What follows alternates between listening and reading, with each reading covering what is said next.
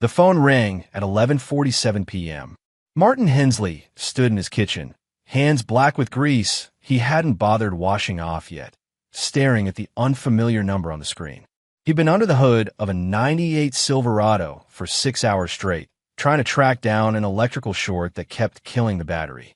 His back ached. His knees hurt. He was 39 years old and felt 50. He answered anyway. "Is this Martin Hensley?" "Yeah. This is Sheriff Daniels. I need you to come to Boise Memorial. There's been an accident." Martin's grip tightened on the phone. "Who?" "Your brother, Albert." The world tilted. Martin braced himself against the counter, his other hand finding purchase on the cold laminate. "Is he?" "I'm sorry. He didn't make it." The words arrived like facts, not condolences. Martin appreciated that. He didn't need soft language wrapping around hard truth. "What happened?" "His truck went off the road near Miller Creek. Hit the guardrail. We're still investigating, but..." The sheriff paused. His wife was driving. "She's at the hospital now, unharmed." Martin closed his eyes. "Ruby, I'm on my way." He hung up before the sheriff could say anything else.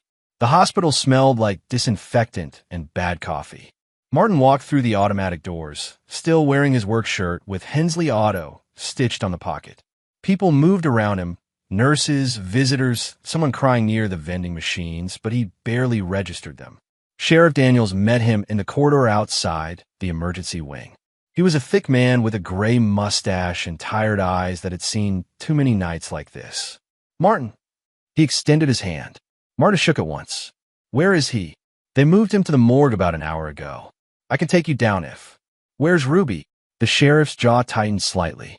"Room 3B. She's being examined. Minor cuts and bruises. Blood alcohol came back at .12. Martin said nothing. He stared at the sheriff until the man shifted his weight. "We're waiting on the full investigation," Daniels added. "But witnesses say the truck was swerving before it hit the rail. She was drunk. That's what the test shows. And my brother's dead." "Yes." Martin turned and walked toward room 3B. The sheriff didn't stop him. Ruby sat on the edge of an examination table, a thin blanket wrapped around her shoulders. Her face was pale, mascara smeared under her eyes. She had a small cut on her forehead, already cleaned and bandaged. When Martin stepped into the doorway, she looked up. Her mouth opened, but no sound came out. He stood there, taking her in. Ruby Marlowe, Ruby Hensley now, though that name felt like a lie in his mouth. 28 years old, brown hair, green eyes, the kind of face that made people trust her without trying. Albert had fallen for her hard and fast, married her within 6 months. Martin had stood at that wedding 2 years ago and wondered if his brother even knew who he was marrying. Now he knew Albert never got the chance to find out. "Martin," her voice cracked. "You were driving." It wasn't a question. Ruby's hands twisted in the blanket. He grabbed the wheel. "We were arguing, and he reached over and pulled it. I tried to stop him, but..." "You were legally drunk," Martin said. His voice stayed flat, controlled. "The sheriff told me." Ruby's face crumpled. "It was 1 drink. Maybe 2. I wasn't." "He's dead." "I know." The words burst out of her, desperate and ragged. "I know he's dead. Do you think I don't know that? Do you think She choked on whatever came next, pressing her hands to her face. Martin watched her cry. He felt nothing. No sympathy. No anger yet. Just a cold emptiness spreading through his chest like ice water. "Where's Eric?" he asked. Ruby looked up, confused. "What?" "Your son. Where is he?" "He's with my mother. She's watching him tonight." "Good." Martin turned to leave. "Wait." Ruby stood, the blanket falling from her shoulders. "Martin, please. You weren't there. You don't understand what happened." He stopped but didn't turn around. "What I understand is you were drunk behind the wheel of a truck with my brother in it. And now Albert's in the morgue. That's all I need to understand." He walked out before she could respond. 2 hours later, Martin sat in the hospital's family waiting area with Eric asleep against his chest. The boy was 13 months old, small for his age, with Albert's dark hair and Ruby's green eyes. He'd been crying when Ruby's mother brought him in, confused, scared, wanting his parents. Martin had taken him without a word, and after 20 minutes of rocking and humming low in his throat, Eric had finally dozed off. The weight of the child felt impossibly heavy. Martin had never wanted kids, never saw himself as father material. He was good with engines and problem solving, not diapers and bedtimes. But as he sat there with his nephew sleeping against him, one small hand fisted in Martin's work shirt, he understood something fundamental had shifted. Albert was gone. Ruby had killed him, drunk or not, argument or not. And this boy, this innocent, helpless child, had no one else. Ruby appeared in the doorway. She'd changed into clean clothes someone had brought her, and her face was freshly washed, though her eyes remained red and swollen. "I need to take him home," she said quietly. Martin looked at her, really looked at her. He saw the trembling in her hands, the way she wouldn't quite meet his eyes, the guilt eating her alive from the inside out. Good. She should feel it. She should drown in it. "You can barely stand," he said. "He's my son, and you just killed his father." The words hung in the air between them, brutal and true. Ruby's face went white. She opened her mouth, closed it, opened it again. "You weren't there," she whispered. "Keep saying that. Maybe eventually you'll believe it." Martin stood carefully, adjusting Eric so the boy stayed asleep against his shoulder. "I'm taking him home with me tonight. You can pick him up tomorrow when you're sober." "Martin." "Tomorrow, Ruby." He walked past her and didn't look back. 2 weeks later, Martin stood in his brother's house, Ruby's house now, legally, and watched her pack. She moved like someone underwater, slow and dreamlike, folding clothes into suitcases with mechanical precision. Era played on the floor nearby with blocks, stacking them and knocking them down, oblivious to what was happening. The funeral had been 3 days ago. Small, quiet, just family and a few friends. Ruby had sat in the front row, staring at the casket like she couldn't quite believe it was real. Martin had sat in the back, holding Eric, and felt nothing but that same cold emptiness. Now Ruby was leaving. "Where will you go?" Martin asked. "My sister's in Portland. She said I could stay with her for a while." Ruby folded another shirt without looking at him. "I just need time. To think. To figure things out. And Eric." She stopped folding. Her hands rested on a sweater, gripping it too tight. I can't do this right now. I can't be his mother and fall apart at the same time. It's not fair to him. So you're just leaving. Temporary guardianship. I already talked to a lawyer." She finally looked at him, and Martin saw the exhaustion carved into every line of her face. "Just until I get my head straight. A few months, maybe. Then I'll come back, and we'll figure out something more permanent." Martin said nothing. He didn't believe her. Maybe she believed herself. Maybe she genuinely thought she'd pull herself together and come back. But Martin knew better. People who ran didn't come back. They just kept running until they convinced themselves they'd made the right choice all along. "I'll need you to sign some papers," Ruby continued, "for daycare and medical decisions and things like that. It's all standard." "Fine." She pulled a folder from her purse, hands shaking slightly as she opened it. The papers were already prepared, neat and official. Martin skimmed them. Temporary guardianship, 6 months with option to extend, all parental rights retained by Ruby, but decision-making authority granted to Martin. He signed. Ruby exhaled like she'd been holding her breath. "Thank you. Don't thank me. I'm not doing this for you." He walked over to Eric and crouched down. The boy looked up at him with those green eyes, Ruby's eyes, and smiled. Martin picked him up, settled him on his hip. "Say goodbye to your mother," he said. Eric waved. "Bye-bye." Ruby's face crumpled again, but she held it together long enough to kiss her son's forehead. "I love you, baby. Mommy will see you soon." She left 30 minutes later. Martin watched from the window as her car pulled out of the driveway and disappeared down the street. Eric stood next to him, one small hand pressed against the glass. "Mama," he asked. "She'll be back." Martin lied. 5 years later. "Eric, look at me." The boy sat at the kitchen table, hands covering his ears, rocking slightly. Martin crouched in front of him, keeping his voice low and steady. "Eric, I need you to look at me." "Nothing." Eric kept rocking, his eyes fixed on some point past Martin's shoulder. They'd been through this before. The meltdowns, the shutdowns, the moments when Eric's brain simply overloaded and he retreated somewhere Martin couldn't follow. The school had called it autism. Autism spectrum disorder, to be specific. High functioning, they said, though Martin hated that term. What did functioning even mean? Eric was 6 years old and could barely tie his shoes, but he could take apart a radio and explain how every component worked. The diagnosis had come after 2 years of testing and meetings and specialists.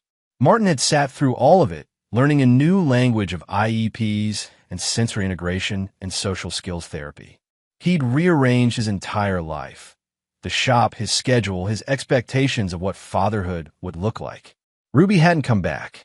Not for the diagnosis. Not for Eric's birthday. Not for anything. She called a few times in the first year. Always late at night. Her voice slurred and apologetic. "I'm sorry," she'd say. "I just need a little more time." Martin would hang up without responding. After a while, the calls stopped. Now Martin stayed crouched in front of his nephew, his son, really, in every way that mattered, and waited. Patience was something he'd learned. You couldn't rush Eric. You couldn't force him to snap out of it. You just had to wait and be present and let him know you weren't going anywhere. After 5 minutes, Eric's rocking slowed. His hands lowered from his ears. His eyes found Martin's face. "Hey," Martin said softly. "You back?" Eric nodded. Too loud. The TV. Another nod. Martin stood and turned off the television, plunging the house into silence. Eric's shoulders relaxed. Better. Better. Martin pulled out the chair next to Eric and sat down. "Want to tell me what happened?" "Kids at school." Eric's voice came out flat, emotionless. He spoke clearly, but without inflection, like he was reading from a script. "They were laughing. I didn't know why. I asked why. They laughed more." Martin's jaw tightened. "They were laughing at you?" "I don't know. Maybe. I don't understand laughing sometimes." "Did they say something mean?" Eric thought about this, his brow furrowing in concentration. "Tommy said I was weird. I said everybody's weird about different things. Then he pushed me." "He pushed you?" "On the playground. I fell down. Mrs. Patterson made him apologize, but he wasn't sorry. I could tell." Martin took a slow breath. He wanted to march down to that school and have a very clear conversation with Tommy and his parents about putting their hands on other children. But that wasn't what Eric needed right now. "Did you hit him back?" "No. You said not to hit people unless they won't stop." "That's right." He stopped after Mrs. Patterson yelled. "Then you did the right thing." Martin reached over and squeezed Eric's shoulder once. The boy didn't pull away, which meant he was coming back to himself. "I'm proud of you. For getting pushed. For not hitting back when you wanted to. That takes more strength than fighting." Eric considered this. "Dad." Martin's chest tightened the way it always did when Eric called him that. He'd never corrected it, never reminded the boy that technically he was Uncle Martin. What was the point? He was the one who packed lunches and signed permission slips and sat up at night when Eric had bad dreams. "Yeah. Am I broken?" "No, but I'm different." "Different isn't broken. You see things other people don't see. You understand things they don't understand." "That's not a curse, Eric. That's just who you are." Eric absorbed this in silence, then stood and walked to the living room. He returned a moment later with his laptop, a beat-up old thing Martin had salvaged from a customer's trade-in, and set it on the table. "Can I work on my project?" "Homework first. I finished it at school." Martin raised an eyebrow. "All of it?"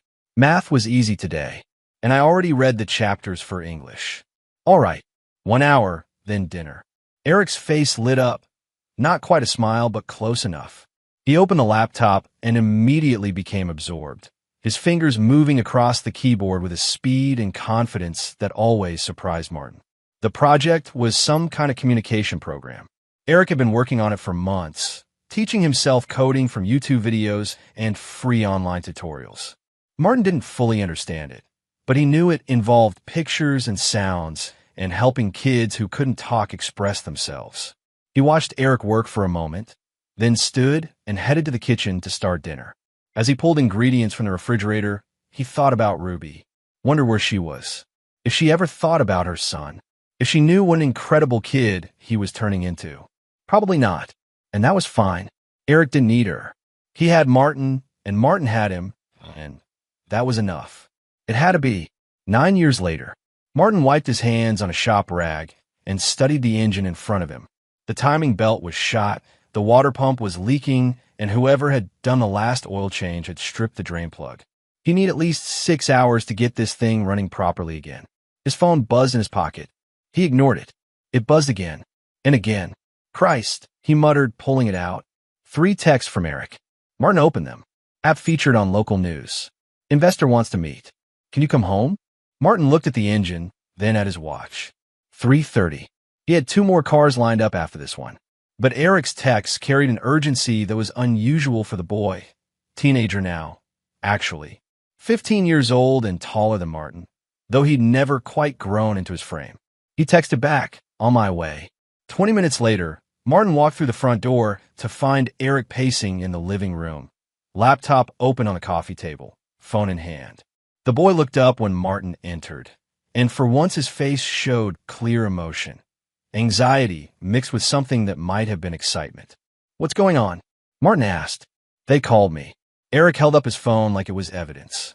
A tech investor from Seattle. He saw the news story about SimSpeak and wants to buy it.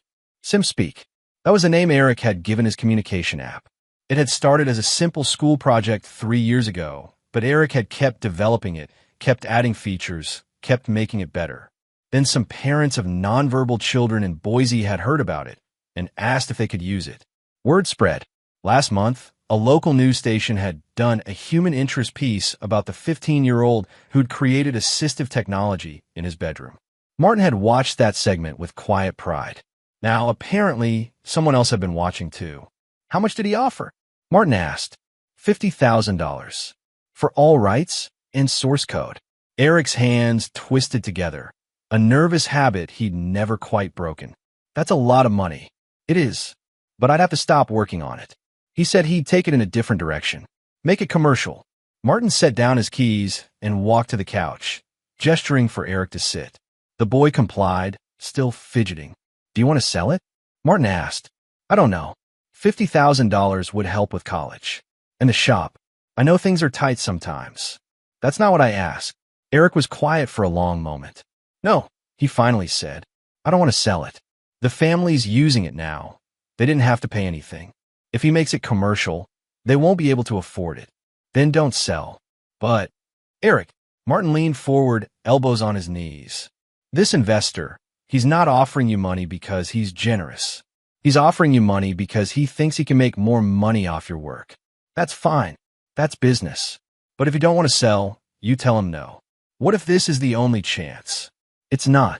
If one investor wants it, others will too. And if you're smart, which you are, you can find a way to grow it yourself. On your terms.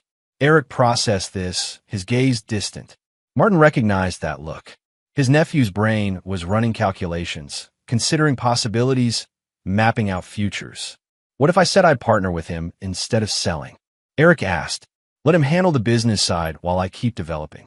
But we make it free for families who need it. Then you tell him that. And if he says no, you tell him to get lost. A small smile appeared on Eric's face. You think I can do this? I know you can. The doorbell rang. Both of them turned toward the door. Martin wasn't expecting anyone.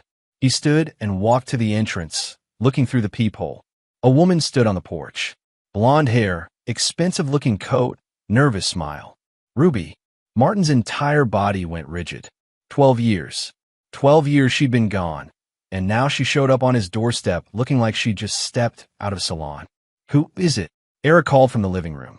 Martin didn't answer. He stood frozen, staring at the woman who'd abandoned her son, who'd killed his brother, who'd run away and never looked back.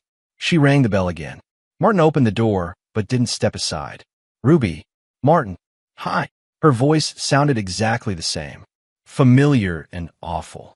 I know this is... I should have called, but I was in town and I thought. Thought what? I wanted to see Eric. If that's okay. No. Please. Just for a few minutes. I've been sober for 3 years. I'm doing better. I just want to talk to him. Dad. Eric appeared behind Martin, looking confused. Who is it?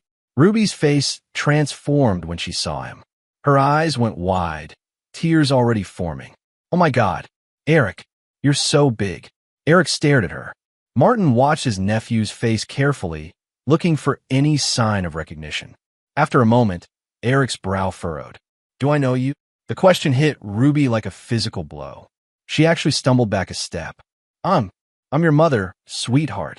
Eric looked at Martin. My mother. Yes, Ruby said quickly. I know it's been a long time. I know you probably don't remember me. but I've been thinking about you every day. I've been getting my life together so I could come back and— You've been gone for 12 years, Martin interrupted. Don't pretend this is some short absence. I'm not pretending anything. I know I messed up. I know I ran when I should have stayed. But I'm here now. I'm trying to make it right. Little late for that. Ruby's jaw tightened. He's my son, Martin. You can't keep him from me forever. I didn't, Martin said coldly. You just never came back. Eric stepped forward, studying Ruby with the same analytical attention he gave to broken code. You left when I was a baby. Yes. Why? The question was simple, delivered without emotion, but it landed with devastating force. Ruby's composure cracked. I wasn't in a good place. I needed time to heal, to get better. 12 years. I know that seems like forever. And I'm sorry. I'm so sorry. But I'm here now, and I want to be part of your life. If you'll let me. Eric looked at Martin again. What do you think? Martin wanted to tell Ruby to leave and never come back. He wanted to slam the door in her face and pretend she'd never appeared. But he looked at his nephew, his son, and saw genuine curiosity in those green eyes. Eric wasn't asking for permission. He was asking for guidance. It's your choice, Martin said quietly. But you don't owe her anything. Eric nodded slowly, then looked back at Ruby. What's my favorite food? Ruby blinked. What? My favorite food? What is it? She opened her mouth, closed it, tried again. I don't know. You were so young when I left. But I want to learn. I want to know everything about you. It's spaghetti with butter, Eric said. His voice stayed flat. No sauce. No cheese. Just butter and salt. I've eaten it 3 times a week for 7 years. He paused. You don't know me. You're a stranger. Eric, I don't want to be rude, but I don't know you either. And I don't think I want to. He turned and walked back into the house, leaving Martin and Ruby alone on the porch. Ruby's tears spilled over. Please, Martin, please. I know I don't deserve anything, but I'm trying. Can't you see I'm trying? You had 12 years of chances, Martin said. You used them all up. He closed the door. Ruby didn't leave Boise. Martin learned this 3 days later when Eric came home from school and mentioned that his mother had shown up in the parking lot. She'd approach him carefully, respectfully, asking if they could talk. Eric had said no. She'd accepted it and left. 2 days after that, Ruby appeared at a parent-teacher conference Martin attended. She sat in the back of the room during the presentation on autism awareness in schools, dressed professionally, taking notes like she'd been involved in Eric's education all along. When the meeting ended, she tried to approach Martin. He walked out before she could reach him. She started showing up at places. Not everywhere. She wasn't stalking them, but enough that Martin noticed the pattern. The grocery store. The coffee shop near Eric's school. Always at a distance, always watching, never quite crossing the line into harassment. The final straw came when Martin found her name on the volunteer list for the local autism advocacy group's fundraiser. Eric's therapist had invited him to speak at the event about SimSpeak and how technology could help nonverbal individuals. Now Ruby would be there too, handing out programs, playing the concerned mother. Martin called her. He still had her number, stored in his phone under Don't Answer. She picked up on the second ring. Martin, stop. Stop what? You know what? The school parking lots. The volunteering. The whole concerned mother act. Silence on the other end. Then, it's not an act. I'm his mother. You're a stranger who gave birth to him. That's all. I'm trying to reconnect. What do you want me to do? Just disappear again? Yes. He's my son, Martin. He stopped being your son the moment you put him in my arms and drove away. Ruby's voice hardened. I was grieving. I was lost. I made a mistake, but I'm trying to fix it now. You can't punish me forever. Watch me. He hung up. Eric sat at his computer, headphones on, fingers moving across the keyboard. Martin watched from the doorway of his bedroom, a space that had once been Martin's spare room and was now decorated with posters about coding languages and framed pictures of circuit boards. After a moment, Eric paused and looked up. He pulled off his headphones. She talks a lot, he said. Martin stepped into the room. Ruby, she came to school again today. Waited until everyone else left, then asked if we could get coffee. I said no, but she kept talking about rehab and therapy and how much she's changed. Eric's face remained neutral, but Martin heard the frustration underneath. She says she misses me. But she doesn't know my favorite food. You don't have to talk to her. I know. Eric turned back to his computer screen. It's weird. She feels like she knows me, but she doesn't. She keeps saying things like, when you were a baby, or I remember when. But those aren't real memories for me. They're just stories. They're not even real for her, Martin said. She wasn't around long enough to have many. Do you think she's actually sorry?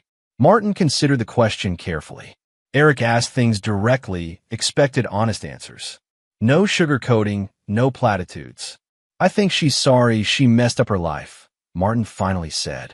Whether she's sorry for what she did to you, I don't know. Maybe. But sorry doesn't change 12 years. Eric nodded slowly. That's what I thought too. He put his headphones back on and returned to his work. Martin stood there a moment longer, then left the room. As he walked down the hallway, he heard his phone buzzing in his pocket. He pulled it out and saw Ruby's name. He didn't answer. She called again and again.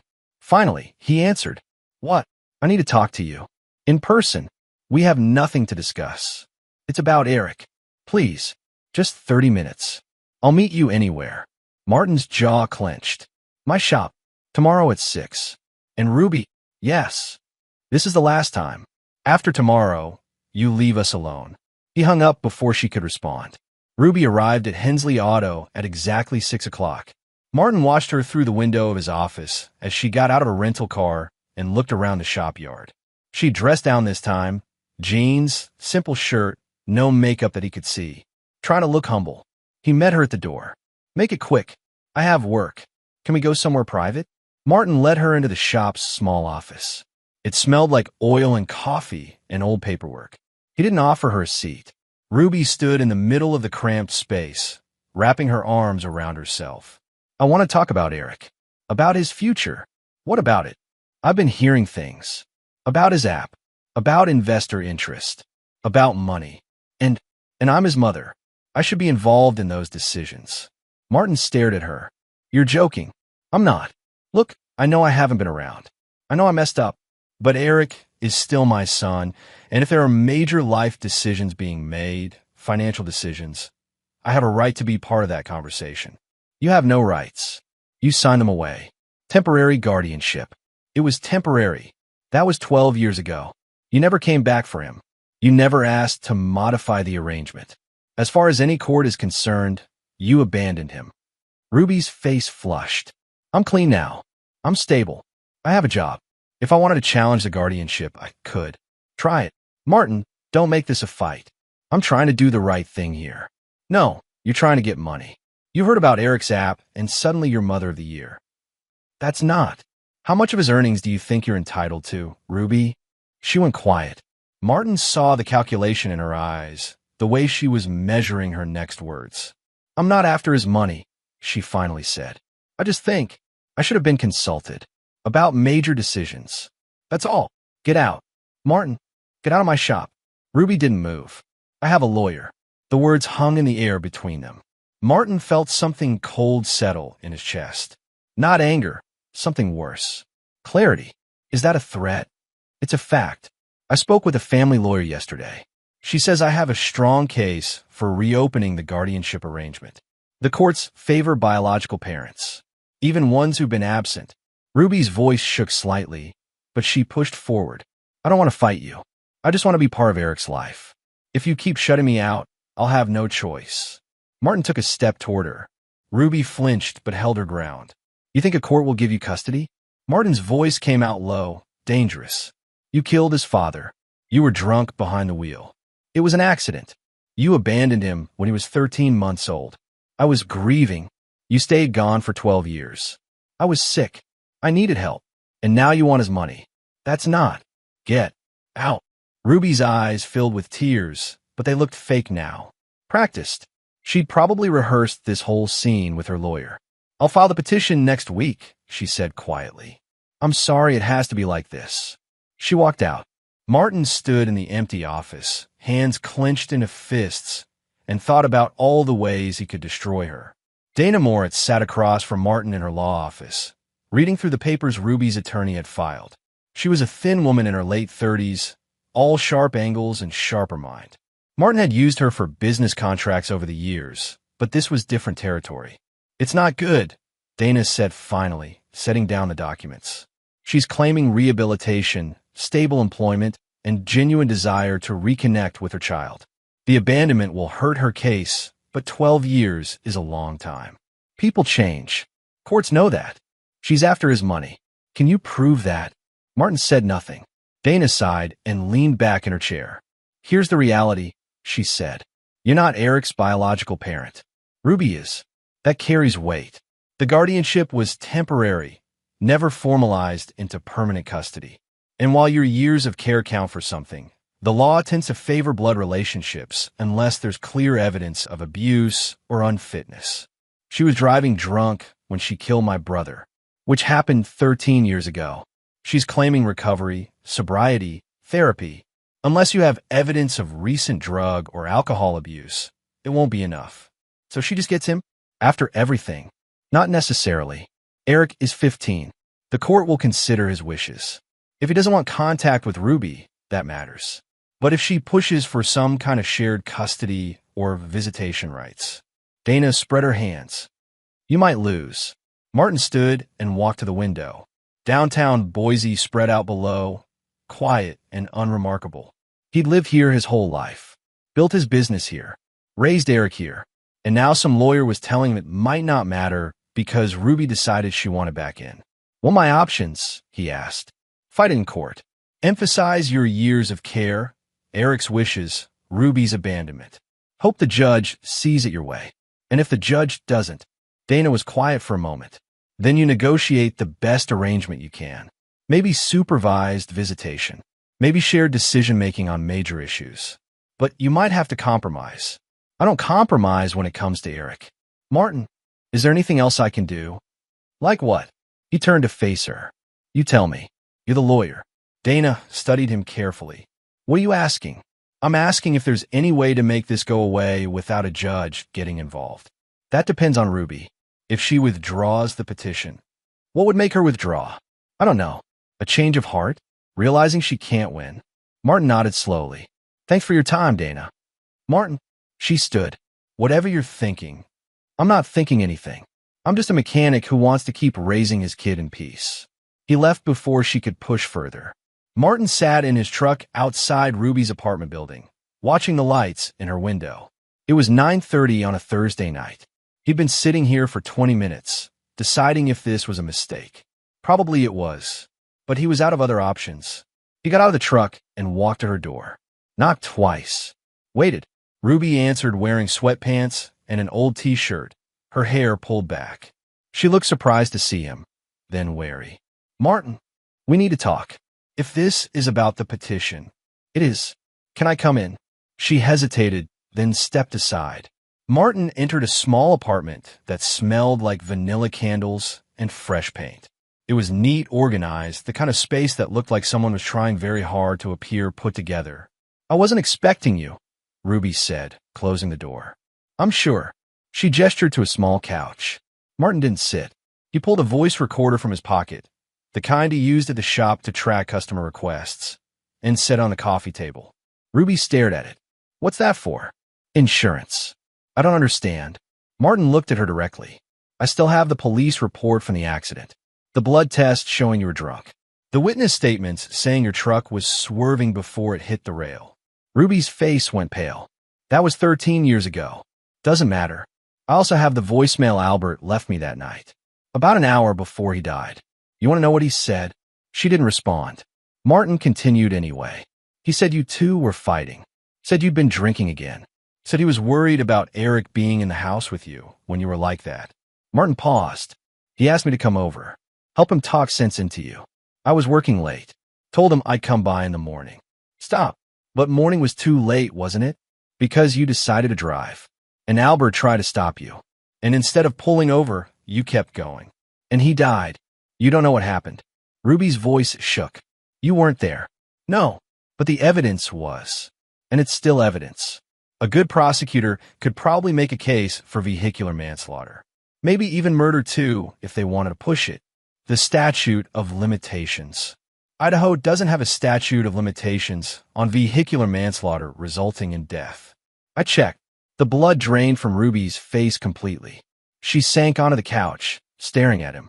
You wouldn't, she whispered. He's dead. What's the point? The point is, if you keep coming for that boy, everyone in this town is going to know you killed your husband. Your lawyer will know. The judge will know. Every potential employer will know. Eric will know exactly what kind of person his mother really is. You destroy me. You already did that. I'm just reminding you where the pieces are. Ruby's hands twisted together, tears streaming down her face. I made a mistake. I've been trying so hard to make up for it. Can't you see that? What I see is someone who abandoned her son for 12 years and then showed up the minute there was money involved. That's all I need to see. Please, Martin, please. Don't do this. Martin picked up the recorder and held it up. This has been running the whole time. If you call your lawyer tonight, and I think you will, you'll probably mention some of what I just said. Maybe admit a few things. That's fine. That's actually helpful. He set the recorder back down on the table. I'll come by tomorrow to pick it up, or you can drop it off at my shop. Either way, he walked to the door. Ruby's voice stopped him. What do you want me to do? Withdraw the petition. Stop showing up at Eric's school. Stop playing the victim. Disappear like you did 13 years ago. Except this time, stay gone.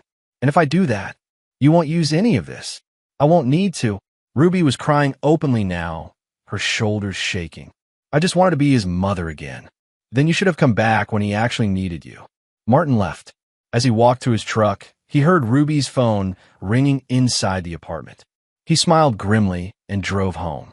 The next morning, Dana called. Ruby's attorney had withdrawn the petition for personal reasons. Ruby was leaving Boise. Martin thanked her and hung up. Then he went to wake Eric for school. 3 months passed. Eric's app continued growing, expanding beyond Boise into neighboring states. The investor from Seattle had accepted Eric's counterproposal, a partnership that gave Eric creative control and kept the app free for families in need while the investor handled business development and marketing. The foundation they'd established, SimSpeak Connect, was already helping hundreds of families afford assistive technology. Martin watched his nephew navigate board meetings and conference calls with the same calm competence he brought to everything else. Eric was 17 now, already accepted to 3 universities, already making a difference in people's lives. Ruby never came back. She sent one letter, a single page in plain handwriting. Martin found it in the mailbox on a Tuesday afternoon. It was addressed to Eric. He held it for a long moment, turning the envelope over in his hands. He could open it, read it first, decide if Eric should see it. But that wasn't his choice to make. He left it on Eric's desk. That evening, he found the letter still sealed. Eric sat at his computer, working on code. You didn't read it, Martin said. No. You don't want to know what she said? Eric's fingers paused on the keyboard. She's going to say she's sorry, that she wishes things were different, that she hopes someday I can forgive her. He looked at Martin. Am I wrong? Probably not. Then I don't need to read it. Martin picked up the envelope and walked to the fireplace. He'd installed it 2 years ago, more for atmosphere than warmth. Now he struck a match and held it to the corner of the letter. The paper caught quickly, curling into ash. Eric watched silently. After a moment, he turned back to his computer. Thanks, he said quietly. Martin nodded and left the room. 6 months later, the local newspaper sent a reporter to interview Martin. They were doing a story on Eric and SimSpeak Connect, the growing foundation that was now helping families across the country. Somehow Martin had gotten pulled into the narrative. The uncle who'd raised a brilliant kid alone, who'd sacrificed everything to give Eric a chance. Martin hated the attention, but Eric had asked him to do the interview, so he agreed. The reporter, a young woman named Melissa, sat across from him at a booth in a downtown diner. She had her phone recording on the table between them and a notepad covered in neat handwriting. So, she said, smiling, you must be incredibly proud of Eric. I am. What's it like? Watching him build something so meaningful. Martin thought about the question. He built it. I just made sure no one took it from him. That's modest. From what I understand, you've been the primary caregiver since Eric was a baby. That couldn't have been easy. Nothing worth doing is easy. Melissa made a note. Eric's mother isn't in the picture? No. Can I ask why? Martin took a sip of his coffee. It was cold. She left when he was a baby. Made that choice on her own. That must have been difficult. For both of you. We managed. Did you ever consider dating? Remarrying? giving Eric a more traditional family structure. Martin almost laughed. Traditional doesn't mean better. Eric needed stability and someone who showed up. That's what I gave him. And clearly it worked. He's an exceptional young man. He is. But that's who he's always been. I just didn't get in his way. Melissa asked a few more questions about the shop, about Eric's early years, about the diagnosis and how they'd handled it. Martin answered briefly, without elaboration. He wasn't the story here. Eric was. Finally, Melissa closed her notepad. One last question. If you could give advice to other guardians raising kids with autism, what would you say? Martin considered this. Listen more than you talk. Accept who they are instead of trying to fix them. And don't let anyone, family, teachers, strangers, tell you what your kid can or can't do. They'll surprise you every time. Melissa smiled. That's beautiful. It's just true. The article ran 2 weeks later. Martin read it once, winced at the parts that made him sound noble, and moved on. Eric framed it and put it in his bedroom, which Martin found both embarrassing and touching. 1 year later, Eric graduated high school with honors. Martin sat in the audience of the small ceremony, watching his nephew, his son, cross the stage to accept his diploma. The principal made a special mention of Eric's work with SimSpeak Connect and the lives he'd already changed at 18 years old. Afterward, they went to dinner at Eric's favorite Italian restaurant, the same place they'd been going to for years, where the staff knew Eric's order without asking and didn't mind when he ate his plain buttered spaghetti while everyone else had elaborate dishes. They sat in their usual booth. Eric studied the dessert menu, even though he always ordered the same thing. Martin watched him and felt something shift in his chest. Not sadness exactly, but recognition. Eric was leaving for college in the fall, moving into a dorm, starting a new life. Martin had done his job, raised him, protected him, prepared him. Now came the hard part, letting him go. Dad, Eric set down the menu. Yeah. Do you think about her? My mother. The question caught Martin off guard. They hadn't talked about Ruby in over a year. Sometimes. Why? I've been thinking about her lately. About why she left. About what happened. And I don't understand it. Eric's voice stayed level, but Martin heard the confusion underneath. She had everything. A family. A home. Me. And she just walked away. Some people can't handle pain. They run from it instead of working through it. But 12 years? That's not running from pain. That's running from responsibility. Martin nodded. You're right. Do you hate her? The question was direct, clinical. Eric asking for data, not comfort. Martin thought carefully about his answer. Hate's for people who still care, he finally said. I just remember what she did. Remember what she chose. Remember who she showed herself to be. Is that enough? Just remembering? It is for me. Eric absorbed this, then looked down at his hands. Sometimes I wonder if there's something wrong with me. For not caring. For not wanting to know her. There's nothing wrong with you. But she's my biological mother. Shouldn't I feel something? Biology doesn't make someone family. Showing up does. Staying does. Giving a damn when things get hard. That's what makes family. Martin leaned forward. She gave birth to you. That's all. I raised you. Loved you. Fought for you. Which one of those things matters more? Eric met his eyes. The second one. Exactly. Their food arrived. Eric ate his plain spaghetti. Martin had chicken parmesan. They talked about college, about Eric's plans for SimSpeak Connect, about the future opening up ahead of them. They didn't talk about Ruby again. 2 years later, Martin stood in Eric's empty bedroom. The posters had come down, the desk was cleared, the bed was made with hospital corners. Eric had moved into his own apartment near campus, a small place he shared with a roommate who understood his need for quiet and routine. The room felt hollow now.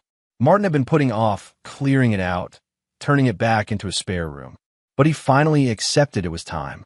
He started packing things into boxes, books Eric had left behind, old school projects, the framed newspaper article about SimSpeak Connect.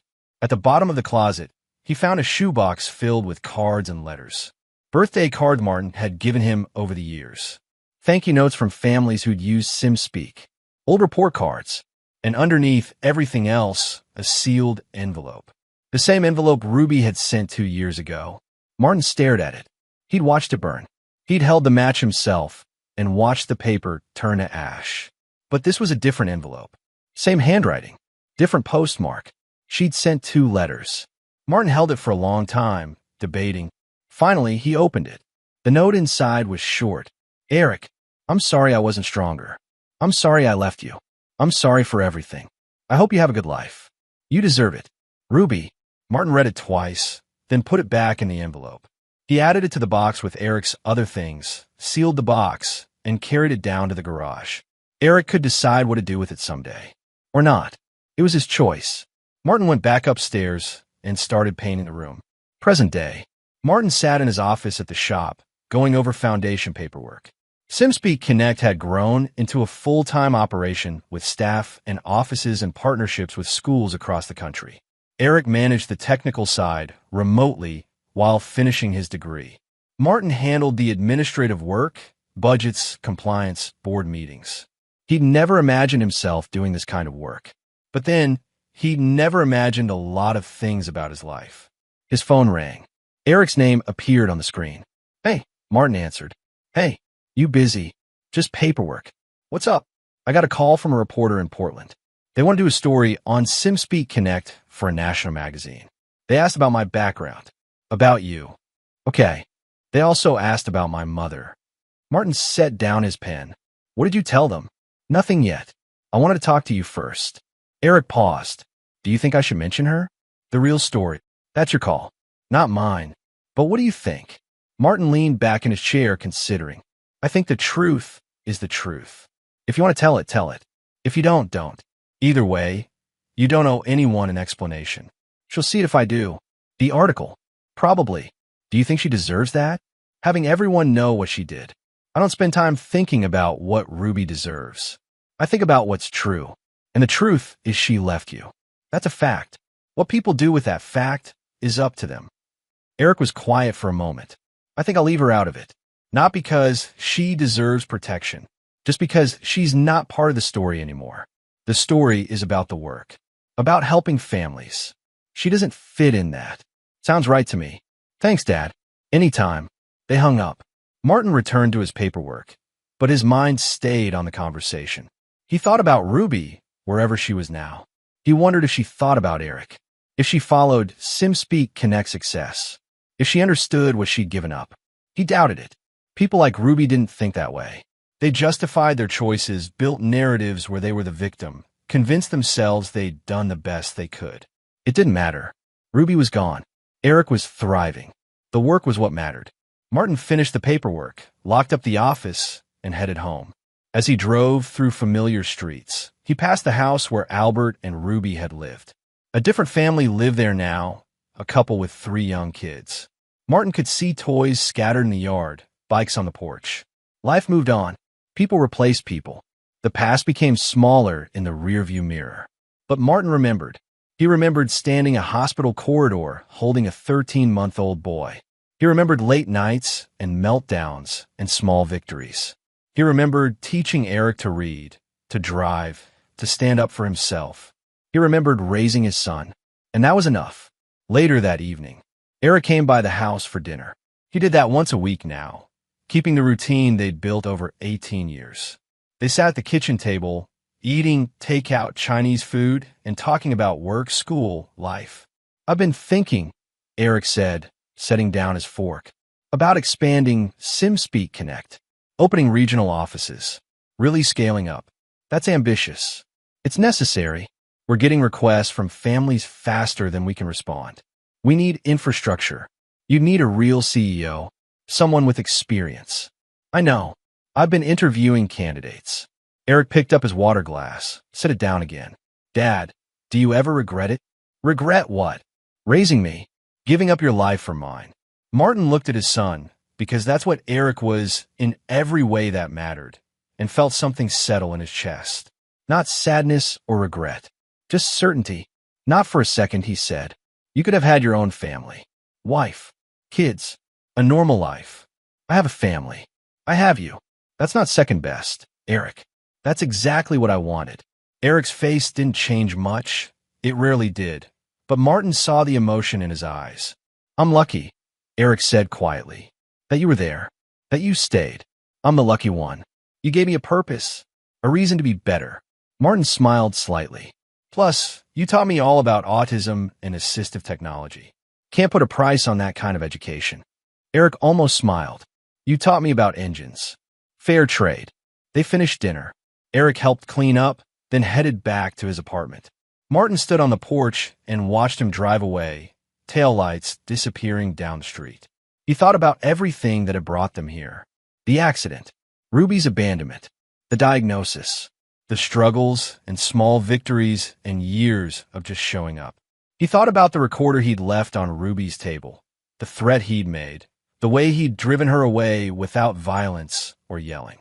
Just truth and consequences. Some people called that revenge. Martin called it protection. You just let them talk long enough, he thought. They tell the truth eventually. He went inside, locked the door, and got ready for bed. Tomorrow he'd go back to the shop, fix some cars, handle foundation paperwork, live his life. It wasn't the life he'd imagined at 39, but it was a good life, an honest life, and that was enough.